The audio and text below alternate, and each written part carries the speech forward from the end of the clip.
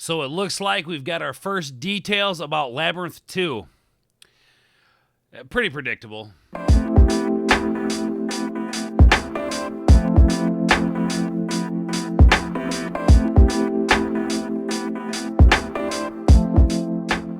What is going on, fellow board members? Welcome to another exciting episode here on Ord's Board. So we're back making content. Very excited.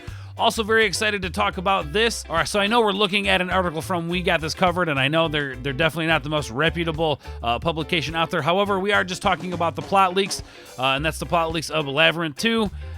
So yeah, guys, I think it was speculated that there was going to be a female lead or maybe a female taking over the role of the Goblin King. But it sounds like we're going to get more of a Goblin Queen sort of situation.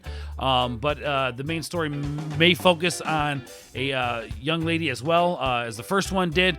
So kind of sounds very similar to the first one. Not exactly sure how they're going to do it, but it sounds very, very similar to the first one. So hopefully it's not just a rehash. We got that with like The Force Awakens and Star Wars and whatnot, and I don't think people want to see that. I think people want to see something fresh and new that pays homage to the original, source material, the original canon of this universe. So anyway, guys, let's go ahead and dive into this article and take a look. 1986, Labyrinth flopped on its original release and made back just half its budget. That was right. When this movie came out, it was kind of a dud. It was not successful at all, and then eventually became a cult classic. It also received very mixed reviews from the critics, with Gene Siskel calling it awful, with a pathetic story, and Roger Ebert saying it never really comes alive, which is crazy because if you watch this movie, it is nothing but alive. It is objects that are tangible. It's very much alive to me. Anyway, so I think it's interesting that these critics would say that. Oh, but ever since its premiere, the film has gradually increased its stature, becoming a hit on home video and later DVD. Now, it's a bona fide cult classic, and Labyrinth 2 is on its way. Like I was saying before, guys, it is a cult classic at this point. It was a movie that definitely sort of in popularity after its release. I remember seeing it for the first time, loved it. Of course, The Dark Crystal was probably one of the first movies outside of the Muppets that I saw. And I love that as well. So this is just right up my alley anyway. And it just blows my mind that those, Siskel and Ebert said those things about it. It's kind of crazy to look back at it now. It has been in the works since at least 2016, with Nicole Perlman announced she was writing the script, with Evil Dead and Don't Breathe director Alvarez attached to helm. That take on the project eventually fell through, but we heard last month that Doctor Strange's Scott Dickerson would be directing, with a script by Maggie Levine. It really makes me wonder if there was just like creative differences going on there with the first set.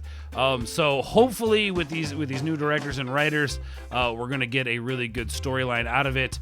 I want to see something fresh and new within this universe, something we've never seen before. Not just necessarily characters we've never seen before, but something different with the story as well.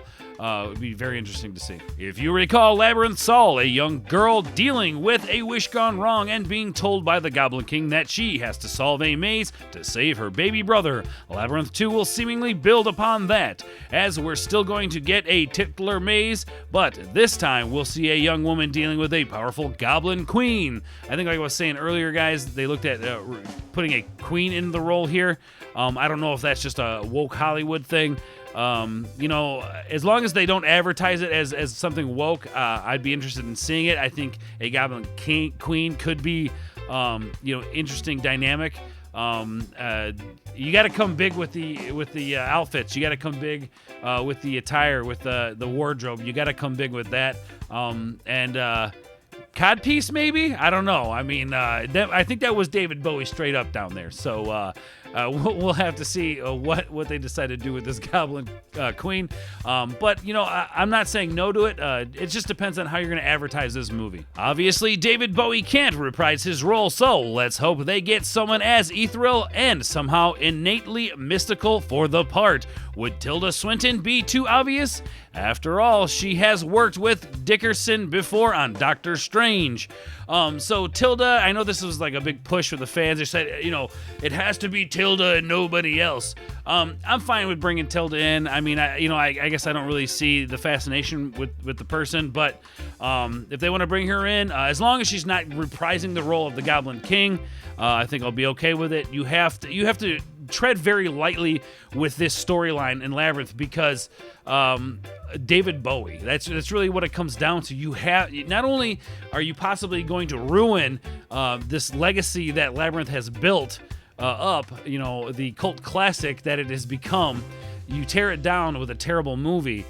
You have to walk on eggshells building this movie. You have to walk on eggshells because there's the movie and then you have David Bowie.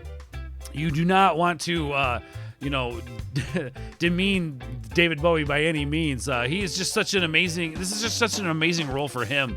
And yeah, you have to be very cautious when going into dealing, I think, with this property, which makes it very special because of David Bowie. Unfortunately, everything else about the film is currently a mystery, though given the success of Netflix's The Dark Crystal Age of Resistance, I hope the project will use similar puppeteering combined with CGI enhancements in order to preserve the tactile aesthetic of the first movie.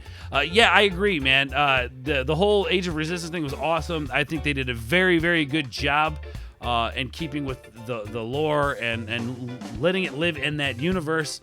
And these are the same people who are putting Labyrinth together, so I have faith that they're gonna do good things with this.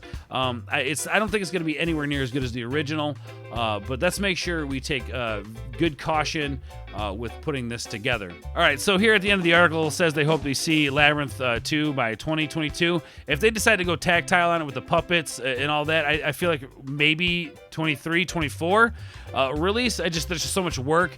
If you guys look at how long it took them to make the Dark Crystal Age of Resistance, I think it'll take them just as long to put this together. But what's nice is you have a template in the Dark Crystal Age of Resistance and people who have worked on it. So they have experience. They know the ins and outs. Because we haven't had a production like the Dark Crystal Age of Resistance in a very long time. So anyway, guys, here's to puppets becoming popular again. Let's hope that happens. I know some of you out there probably hate puppets. I don't care. I love puppets. Hopefully they make a reemergence with that good blend of CGI. It just goes to show you, practicality is still a thing. Anyway, guys, that's the video. Hopefully you liked this video, guys. If you did, make sure you hit the like button down below. Make sure you hit that bell for notifications. And as always, guys, make sure you hit that subscription button. It always helps. Let's get to 1,000 subscribers here soon, guys. Let's celebrate. Anyway, guys, thank you so much for watching this video. I love all of you guys, and we will catch you on the other side. Peace.